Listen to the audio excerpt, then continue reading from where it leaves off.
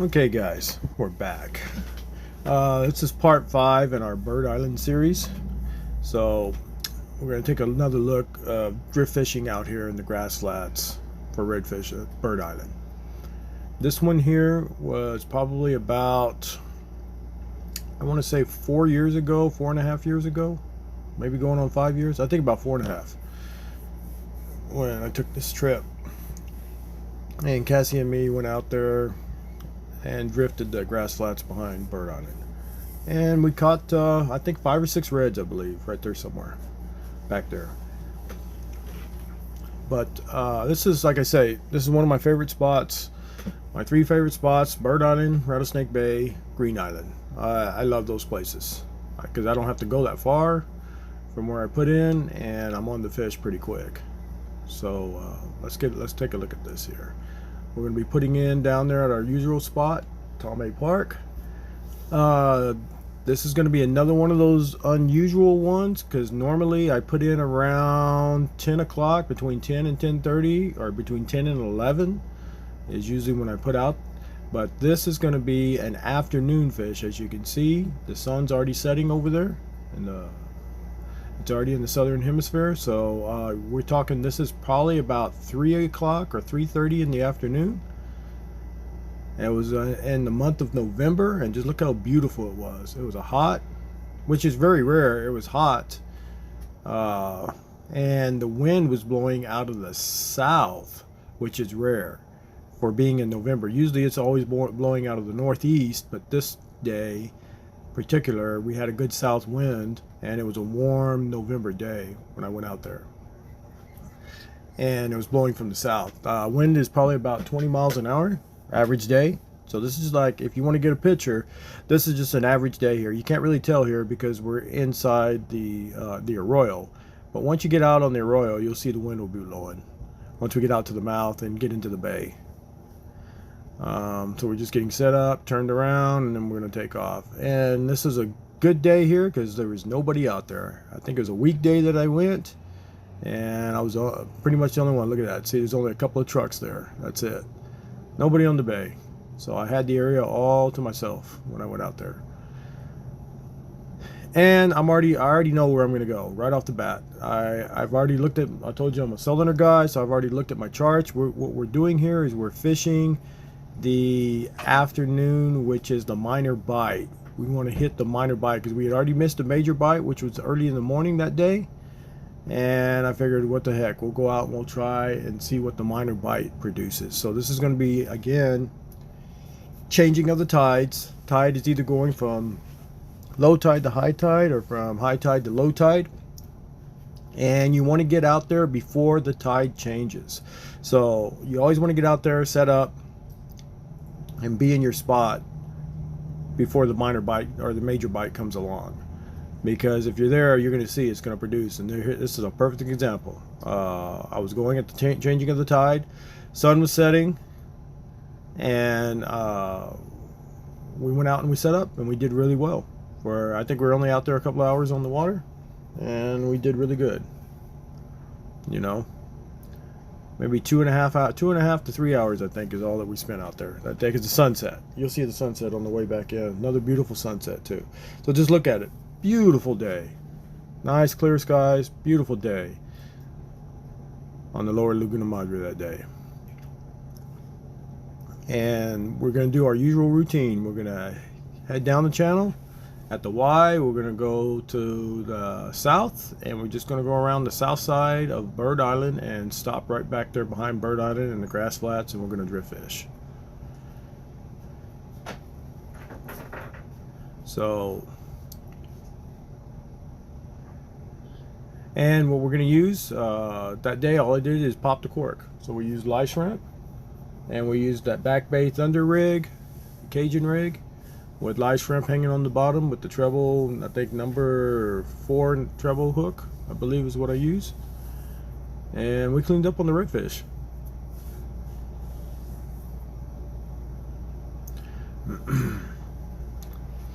Just look how beautiful the day is. So I'm already thinking, man, we're gonna be on them quick. Everything feels right. The weather's good. Clear skies.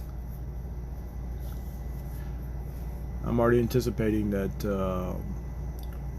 we're going to be on the reds pretty fast. And relatively we were. Once we set up, they were already there. So they were already biting early before the tide had changed. As soon as I got there, we were already catching them.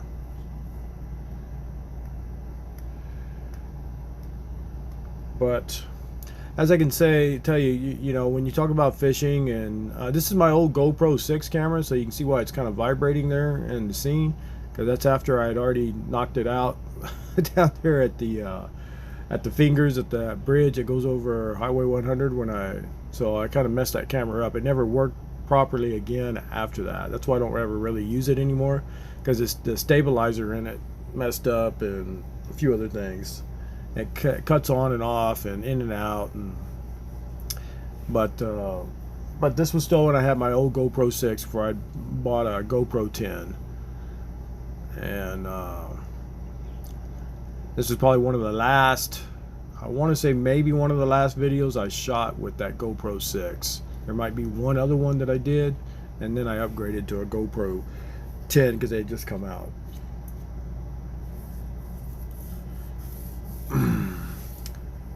But it's hanging in there. That old GoPro still working. Just messed up the stabilization on it some, where it shows that it vibrates.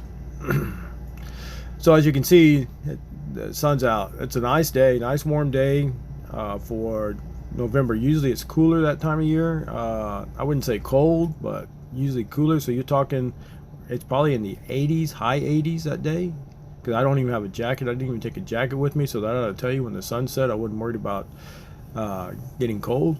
So it was in the high 80s, and I think maybe it was going to be in the 70s. So we had a good wind from the south blowing for some reason. I don't know if it was an El Nino year or whatever it was, but we had a good south wind, when normally the wind would normally be coming out of the north and cool down as the sun goes down.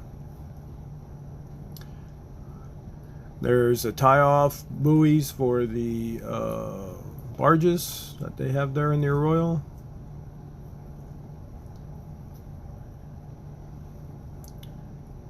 You know, whenever they got to have a barge stay over, they line them up there and tie them off.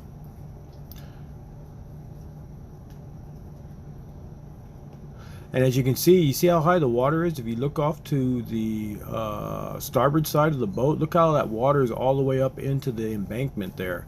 So it's a good high tide. There was a lot of water in the bay, even though the tide was changing. I just don't remember if it was high to low or low to high, but it didn't really matter, because look how much water there is. So when the tide did change, it didn't adjust the water level that much, because for some reason that year, a lot of water in the bay. You can see all that water back up in there.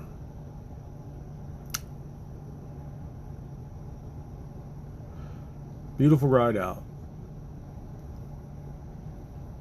Just enjoying the ride. Cassie's down there somewhere. I'm sure she's in her little spot that she likes on the deck, that she just sits until the boat stops moving, then she gets up and starts moving around.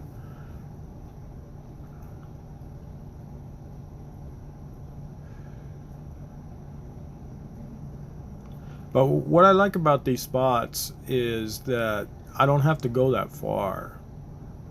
You know, I'm a creature of habit. I used to roam all over the bay. I mean, I'm telling you, back with my old Dargo boat, man, I used to roam everywhere, from South Padre Island or from South Bay all the way up to the land cut. You know what I mean? And fish all over everywhere, chasing the fish. But I've learned over the years, you really don't got to go that far. And really, I could probably catch them right here in the channel. I just never do fish there, because I always fished off the bank for many years. I used to fish there many times off the bank. And I bet you if I work these edges all up and down this channel right here, that it'll produce just as well as where I go to the grass flats. You know? Because there is some grass on some sides. It's nothing but mud, but on that north side of the arroyo, there's some grass there in some areas, and you could probably really do really well if you work those edges. You know, I see people doing it, so I'm sure they're catching something. It's just I'm a grass flats guy. I like drifting in the wide open grass flats.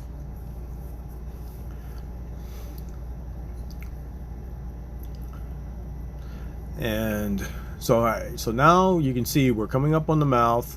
If you look off of the port side of the boat, straight ahead, that's Bird Island, right there. So as you can see, it wides. You either wide to the north or you wide to the south, and I'm taking the wide to the south. This is what I'm doing. I'm going to go around the southern end of Bird Island, and the grass flats right behind Bird Island.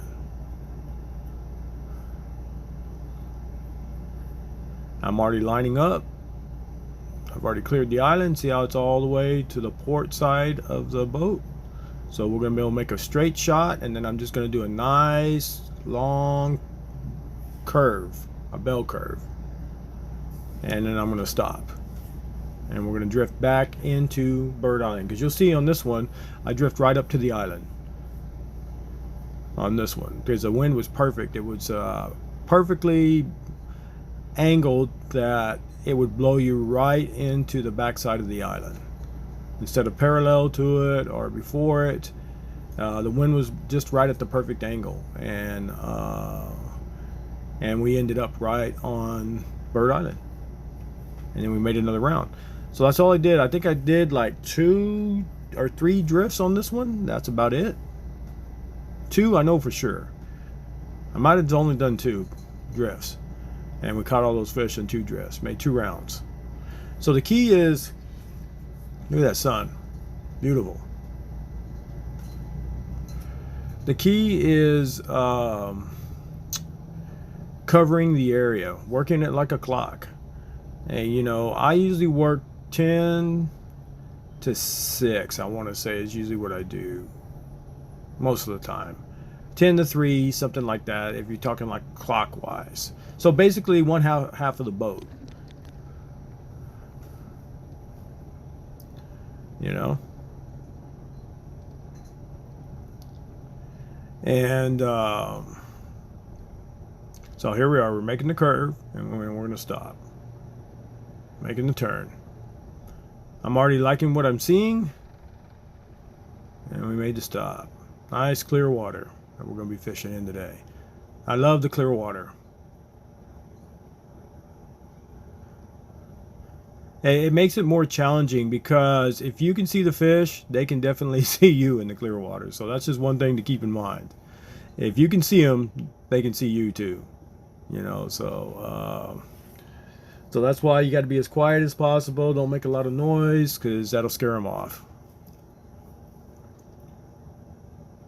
But see how clear that water is? It's nice, crystal clear, right there behind Bird Island. Clarity was really high clarity that day. Wind blowing about 20 miles an hour.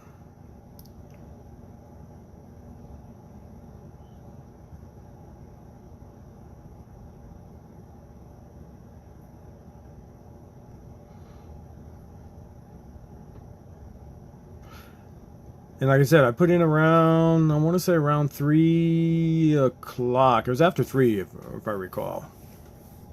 A little earlier than normal, but because the minor bite was supposed to be around 4:30, between 4:30 and 5 that day is what the cylinder chart. I'll probably do a video on the cylinder chart. I just get it off of Tides for Fishing. That's on the internet. That's where I, you know, get it from. They post it there. I don't have a subscription to that site, but I do use the when the times are, and that's when I work my getting down there and putting in the water, whatever times that they're going to say. That's the major and the minor bite, and I try to get down there a couple hours before it happens, an hour or 2 before it happens. And the bonus is whenever you get a sun rising and a moon setting. Look at those clouds, beautiful. See right here, right off the bat, boom, baby, redfish. I don't think he was very big, but it's a redfish. So already starting off nice. But let's look at the cloud formation. Beautiful. Beautiful day. That was a beautiful day out there.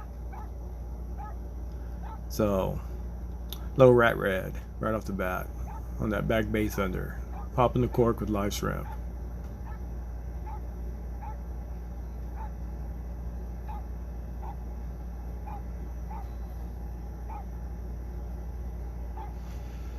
And what's directly across over there is Rattlesnake Bay that you see off in the distance underneath the cloud formation. Those are the spoil drops that are in front of Rattlesnake Bay. But we already got a good start. We got one red, so we know things are good. That things are going to pick up.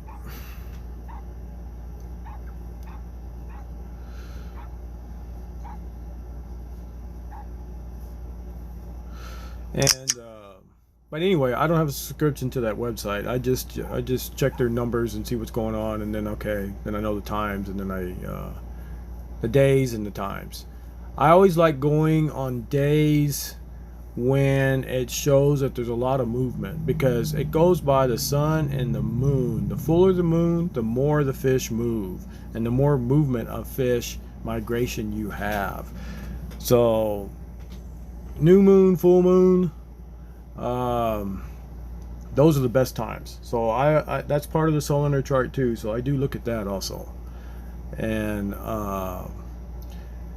you'll see, because there will be days that that the moon is at quarter moon, and then you look at the catch is low probability, or average, low to average probability. So just regular day of fishing. But if you want high potential, I try to pick the high days if I can throughout the month. And as you can see, that's another reason why I catch fish, because I follow that chart and I pick those high days, and I'm telling you, 9 times out of 10 it's spot on. It's spot on the money. You know, I just go to my regular places and the fish are moving. And you look for bait fish in the water. You look for, like you see this day, that day, there is no oil slick, so there was no bait fish moving around that much that day. So, but I did see a few movement a little bit, and that's why we stopped where we stopped. But look here, here's another one. Boom. That sun's setting, and that's when the fish are going to start biting. As that sun's going down, that gravitational movement, they're going to start biting. So this is redfish number 2.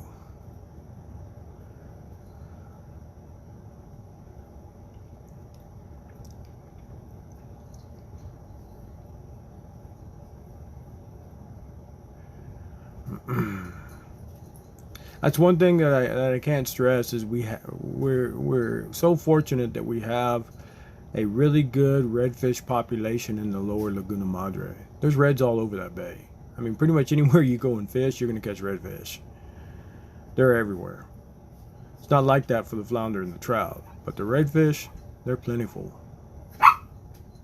You know, that's Cassie's new sidekick, Rusty. You're gonna see him in the videos when we get back out on the water. He's gonna be riding along too. Cassie got her a friend now, a little buddy, a sidekick, wingman. Rusty barking it up there.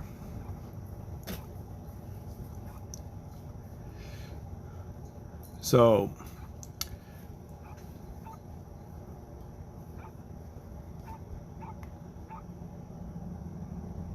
nice little red keeper, probably about 21, 22 right there somewhere. Those are the perfect size. Between the 20 and 22 are the perfect size to keep and eat. They taste the best by far. I've eaten many of redfish, all sizes, and the ones right above the minimum, those are the best to eat. Big ones are fun to catch, but they don't taste as good as these younger ones do when you grill them up. Yeah. Actually, maybe bigger than that. Shoot, that may be a 23. 22, 23, right there somewhere. I'd say probably about a 22, looks like. About a 22. So, I guess I let him go, I guess. Well, so that's redfish, what, 2 or 3 or something. So I've already lost count.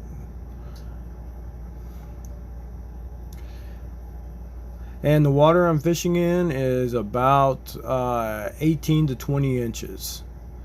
Generally, on average, behind Bird Island, if you don't go past the second leaning tower, it's generally 18 to 20 inches. Once you go past the second leaning tower, it gets a lot shallower than that.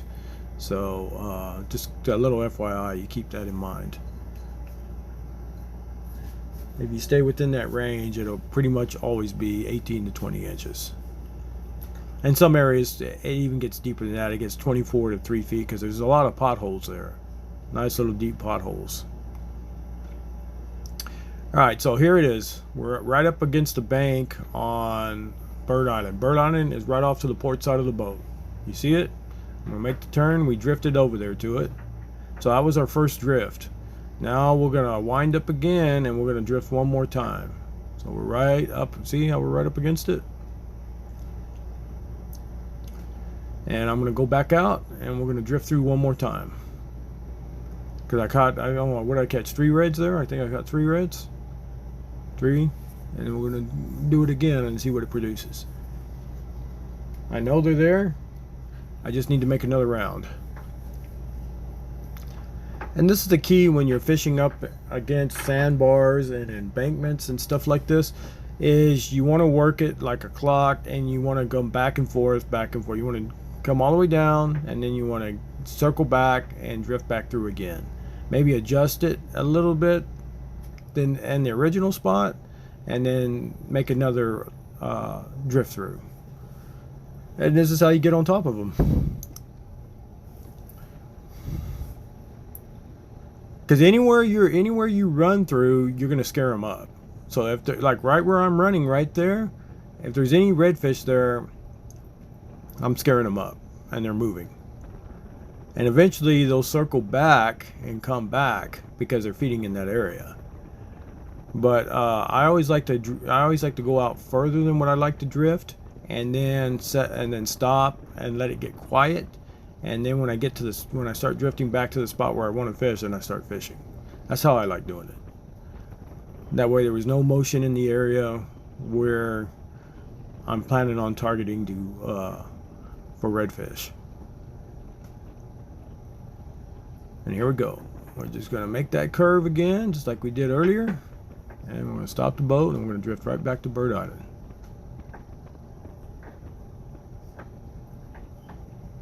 But look at that, it's a beautiful day. Average day, 20-mile-an-hour winds. But yes, another beautiful day on the Lower Laguna Madre.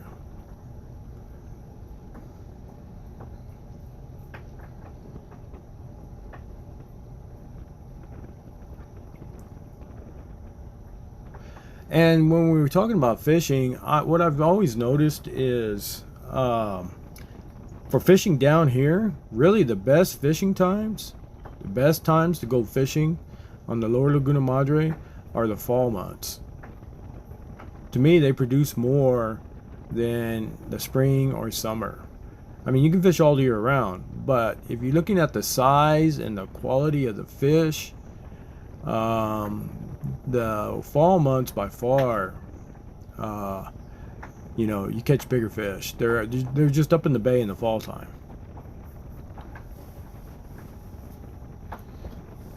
So see, there's the leaning tower. That's the second leaning tower right there. There's 3 leaning towers. You can't see the other one because it's so far away. And then I'm just going to curve out, and then I'm going to curve back, and then we're going to sit right here. So I went out past the second leaning tower on the second drift, is what I did.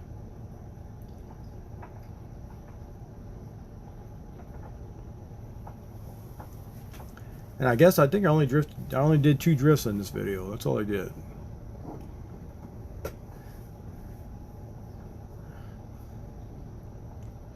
And I'm looking for signs, checking the water. And where is the spot? And once I start seeing movement, that's when I'm going to shut her down and we're going to start drifting. And here we go. I'll make the curve and we're going to start drifting. I just don't remember how many times I drifted. So far we were on 1 drift. This is drift number 2 right here. Let's see how many times I drift in this video. And I'm thinking it's only 2, maybe 3 max.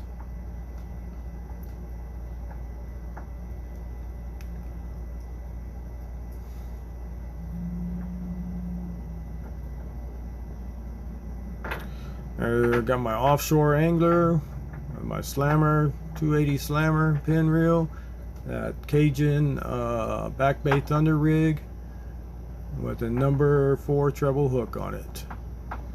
Popping live shrimp. Alright, here we go. So if you look off in the distance, you can see the spoil dumps for Rattlesnake Bay. So we're basically right back where we started again. Maybe a little further out than what I was before, because you see how much further off they are. But we're still in the same alignment. We're just trying a little bit further over. And look what happens here. And I'm doing big, long stroke pops on that cork like that when I go high like that. That's an 8.5 foot pole, man. I love that pole because you can really jerk that bait out there when you're popping it. There he is. Boom. Right there. Nice one.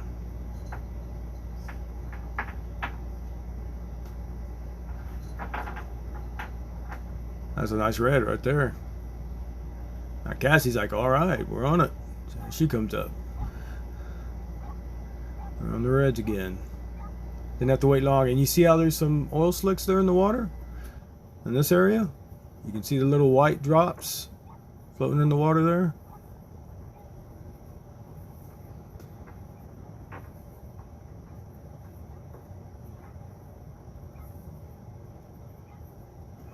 The key with popping the cork is repetition. It's just like throwing the lure. You got to keep doing it. The more times you cast it, the higher your odds are going to be. The less time you cast it, the less your odds are going to be. The more you pop it on a popping cork, the higher your odds are going to be. And the less you pop it, the lower your odds are going to be. So they kind of tie hand in hand. Lure, it's casting, casting, casting, casting, casting, and retrieving.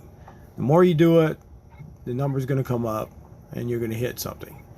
With a popping cork, it's with how much you pop it. That's, you got to stay on that repetition.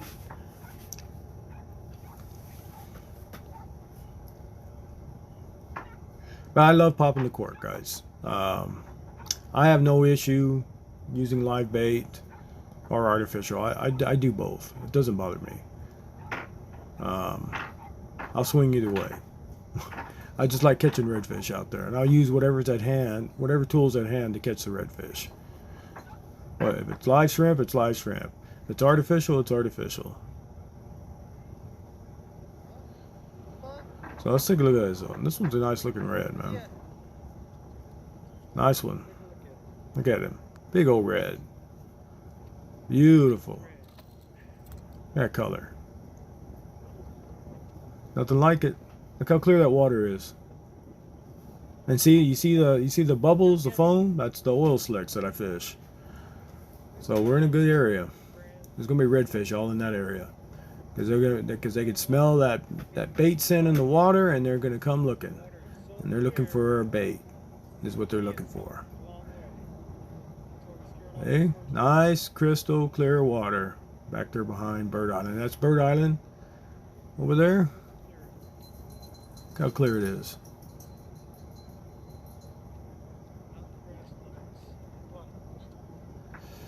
Nothing like it. Chasing reds in the clear water grass flats of the lower Laguna Madre.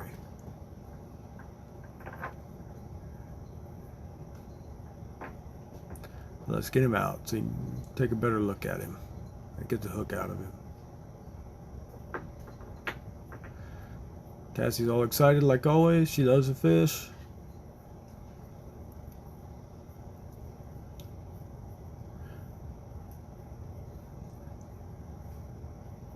I want to say that one was 24.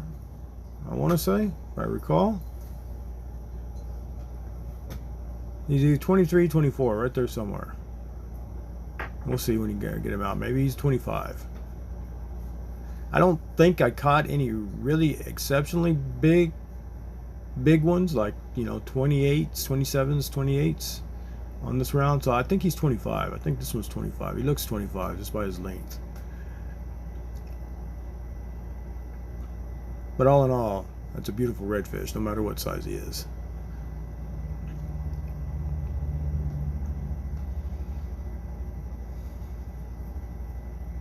So he swallowed the hook. I couldn't get the hook out of him, so I got to cut it off.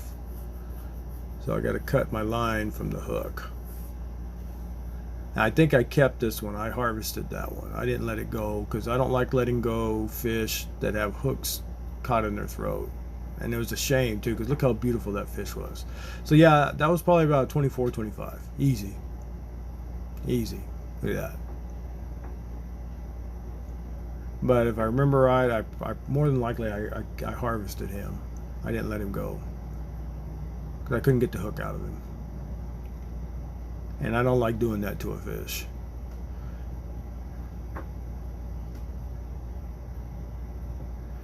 Alright, sun's going down. Same place. You can see Bird Island off there in the distance. They're right in front of me. That's Bird Island. You see it out there? The little straight in front of me on the starboard side of the boat. We're behind Bird Island. And there's another red. Boom. On him. So what is that? That was 4. This is number 5.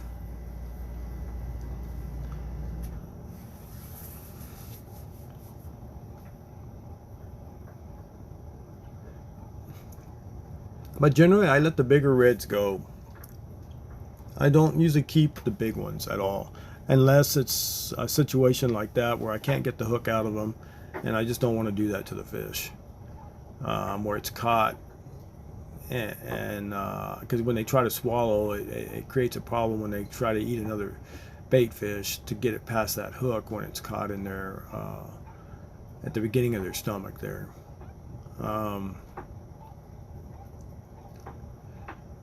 I'd rather just harvest it and then move on. But generally, I keep the ones that are just right above the limit and let the rest go. That's just generally how I fish these days. So here's another nice little red. Nice red here too.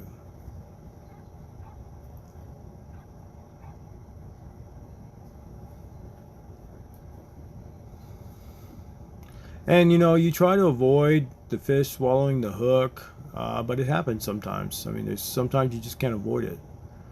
That one looks like about a 22. Another 21, 22 it looks like.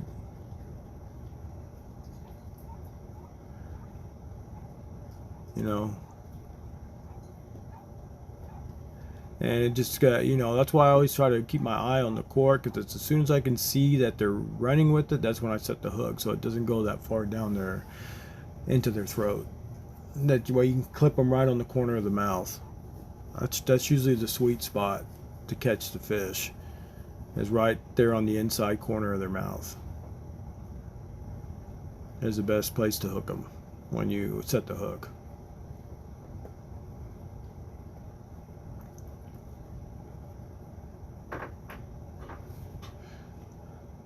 Let's see how big this one is.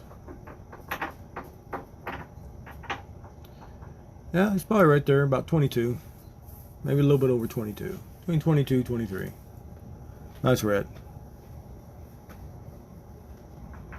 Might be 23.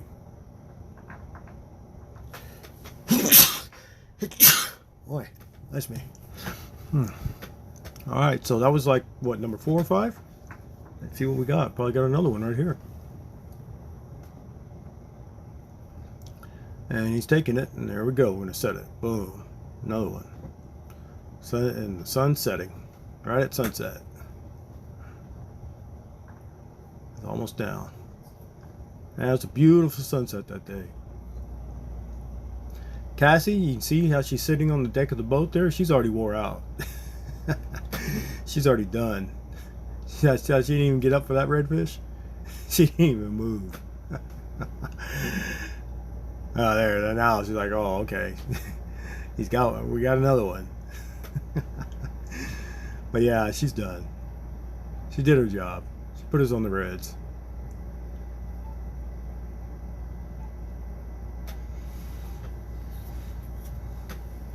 All tuckered out.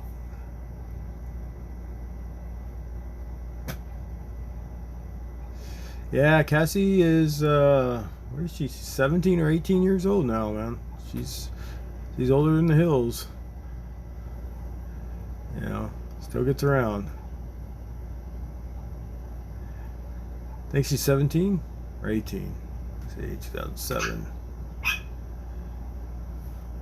10, 18, 19, 20, 21. She's 17. Cassie's 17 years old. That's Rusty back there. It's going to be Cassie's new wingman on the boat when we get the boat back in the water. Cassie got her a sidekick. We'll see how Rusty likes going out fishing on the lower Laguna Madre. He's kind of timid so far, but we'll see. We'll see if he takes to it like Cassie did.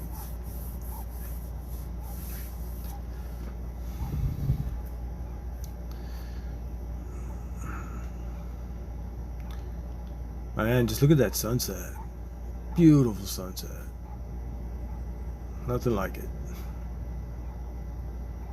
Catching redfish, watching the sunset on the lower Laguna Madre. Beautiful.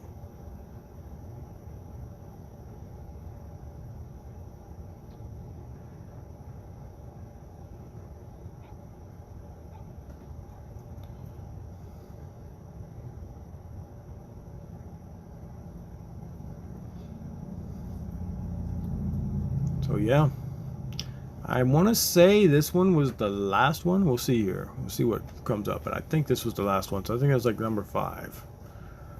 We caught 5 reds. All in about 2 hours time.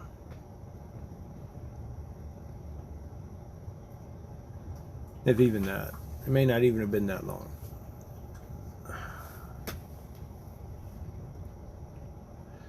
And I probably could have caught more, but I just stopped fishing. I just wanted to enjoy the sunset. Another one. That one looks like about 22. So, we got another beautiful redfish. The 22 is nice eating size too. Right in there from 20 to 22. That's perfect eating size. So yeah, so I could have caught more. They were biting, but I just decided to cut it off, and me and Cassie were going to watch the sunset, and then we're going to head to the house, come back in. And what I'm talking about how good the day was that it produced. Wind still blowing 20 miles an hour. The moon, there's a full moon rising. That's what I'm talking about there in the video. So if you're going to go out and night fish that night, that means that the bite would have went on through the night. Because, like I'm telling you, as you get both gravitational pulls with either the sun rising and the moon setting, or the sun setting and the moon rising at the same time, man, the fish are really moving for some reason. They get out there and they start feeding like a frenzy. So if you were going to fish overnight that night, whoever was out there, they probably did really well too, just like I did right there at sunset. Because you're getting gravitational pull from both sides. And that was the minor bite that night. The major bite is usually early in the morning, and the minor bite is late in the afternoon or early evening, generally, on when you follow that cylinder chart. I'll have to do a video about it, about how it breaks down and what you look at and stuff. But like I said, I've been doing this for years. I used to always be a high tide guy, go at high tide all the time, and I did well. But what I've noticed is when I follow the changing of the tides, I catch more fish in a shorter amount of time than when I would before when I went at high tide. I would catch just as many fish at high tide, but I would have to stay out there a lot longer. But generally on this, when I go at the changing of the tides, in a short window, I can catch just as many fish and not have to be on the water that long. That's what I've learned over the years. So it's all about timing. You time it right, and you get out there and you set up before they start moving, and you're going to do good. Like I say, fishing is a matter of preference. There's no wrong way to fish. Everybody has their own way. I've got a system that works for me that I've been using for years and decades, and you just develop your own skill set and you build around that, and you'll see it's going to work for you. Some people do nothing but artificial, and that works for them. Some people do nothing but live. That works for them. And then there's people like me that do both, that will use live bait and artificial, fish them both. So like I said, there's really no wrong way to fish. And the only way you get better at fishing is just go out and do it. You'll see, the more you practice it, the better you're going to get it, just like anything else. Pick the right times to go and you're going to see. There's always fish out there to be caught. But at certain times you're going to catch more than what you would at other times and not have to work as hard. But then there's going to be those days that you got to go out and you got to work it hard just to get the basics to come by, to get by. Everybody has those days. I've had those days, and I guarantee you there's been plenty of other fishermen out there that have had those days. So you just have to keep that in mind. I love grass flat fishing. That's just my preference. I love the wide open grass flats, clear water. I love fishing that. Some people don't. Some people like fishing in the channel. Some people like fishing, you know, in the bay down there in South Padre Island. I just kind of hang in the grass flats. I used to fish all over the bay, but I don't need to. The skill that I've developed, I don't have to go that far to catch fish anymore. But to make more videos and to make different content and stuff, once we get the boat going, I will be traveling in different places and fishing areas that just to show you what it's like down there, like what I used to do years ago in my old Dargo boat. I see Cassie, she's all tuckered out. She's like, man, she's ready. She's ready. She's done for the day. You know, like Cassie's been with me a long time. You know, 17 years she's been with me. So, and she loves to go fishing out on the boat. That's one of her highlights. She likes riding on the boat and likes catching redfish out there on the lower Laguna Madre. But look at that beautiful sunset behind me. Beautiful. That's a beautiful day. Beautiful November day. And unusually warm day at that. Because normally about that time in November, it's cool at night. And it's already cooling down and you got to put a jacket on. You know what I mean? But that day we had southern winds, which we normally wouldn't have. It'd normally be blowing out of the north. And the wind was blowing out of the south. So it was going to be a warm night, you know, in the upper 70s. That's Rusty. That's Cassie's sidekick there barking. He's going to be a new addition to our fishing crew once we get the boat back in the water.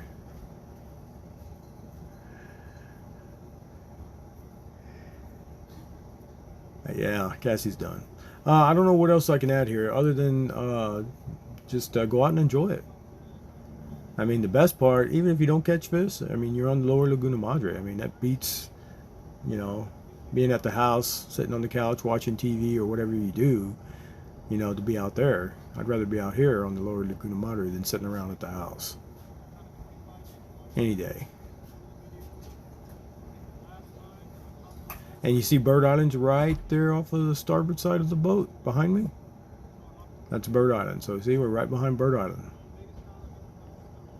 No secret. Fish have always been there. They've been there for the past 30 years that I've been fishing out there. You know. So that's Rusty. Guess he found something that he's showing him who's boss, I guess. But you guys will be seeing Rusty soon. Once we get back on the water, man, he'll be on the boat with us.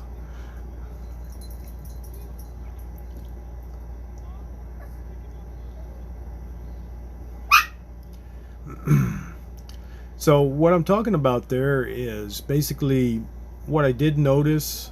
They were sitting in this grass, and as I come along, I could see them. I could see them there, and like I'm telling you, then they could see me, and then they'd move out a little further away from me. So I had a friend of mine one time that was he was drift fishing, and he was asking me how, you know, he seen my videos and that I caught fish, but he's wondering why he never caught fish. I said, well, how do you drift fish? He says, well, I drift fish with I fish off of the boat that's upwind. So he was throwing into the wind instead of throwing downwind in front of the boat. In other words, like how I fish downwind. If you ever notice in any of the drift fishing, you fish downwind. You don't fish upwind. So he was fishing upwind and popping the cork, and he wasn't catching anything, and he couldn't figure out why. And I said, well, the reason why is because the fish already saw you and they've already moved. Because when you float over them, they're going to move. They see the boat coming, they see you coming, and they're going to move. So the idea is to cast out in front of you before you get there, and work it in front of you, not behind you. You know what I mean? Where you've already drifted through. So that's just something to keep in mind. Always keep it in front of you, downwind, because you're going with the wind. So you don't ever want to be throwing into the wind. You want to throw downwind from you, because out in that clear water, they can see you, man. Trust me, they can see you. Just as you can see them, they can see you too. And the key is to try to get on them before they see you. Man, Rusty just tearing it up there. You know, I'm going to have to go get him and see what he's doing. So here we are. We're going to go back in. Look at that sunset. Beautiful. So see, right there's Bird Island, right in front of me. There's Bird Island.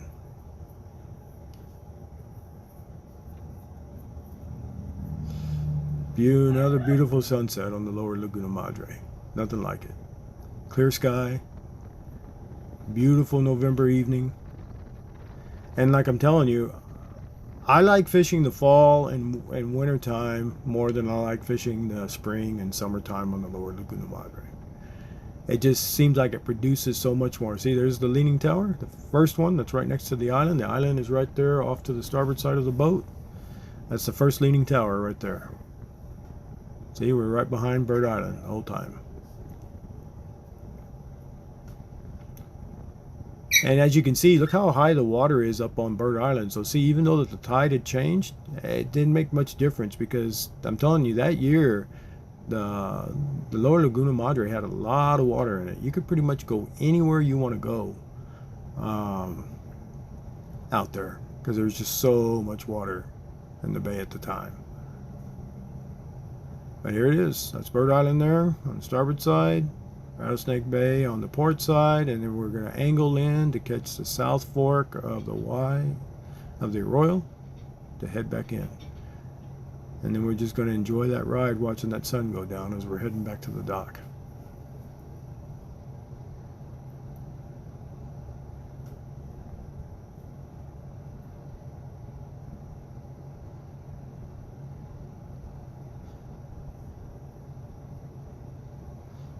Beautiful.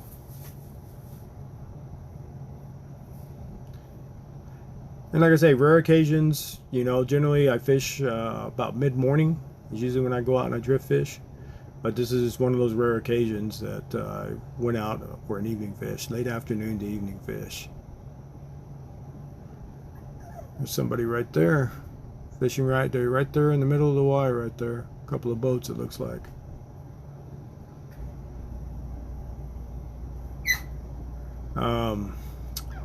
But in previous years, when I had my old Dargle, all I did ever used to fish, it's very rare I fish in the daytime. I do it every now and then. Majority of the time it was overnight. I would fish overnight and I'd fish the morning, and I'd come back around lunchtime the next morning. So I do a night fish, set out, pick my spot, and then I would drift fish from there back and then come on in by lunchtime. Because back in the day I used to work in the sun all the time. I was out, did nursery landscaping work, and I was always out in the sun all day long. So I try to avoid that as much as possible when it's super heat. So that's why I like doing the afternoon fish, and overnight fish, and then early morning fish. And we'll start incorporating more of these types of fishing trips in the videos so you guys can see that. I don't know what else to add here other than just enjoy that beautiful sunset as we ride back to Tomei Park. Dock it off.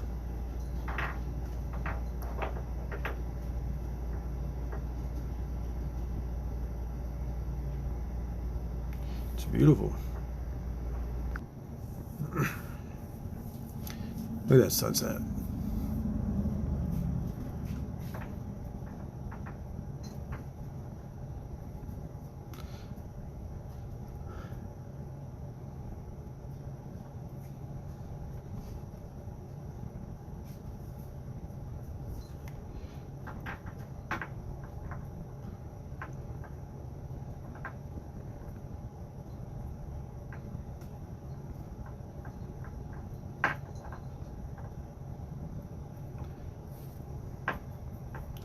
Well, I guess Cassie, me, and Rusty will let you guys enjoy the sunset, and we'll catch you on the next one. So one of these days, we will see you guys out there on the Lower Laguna Madre.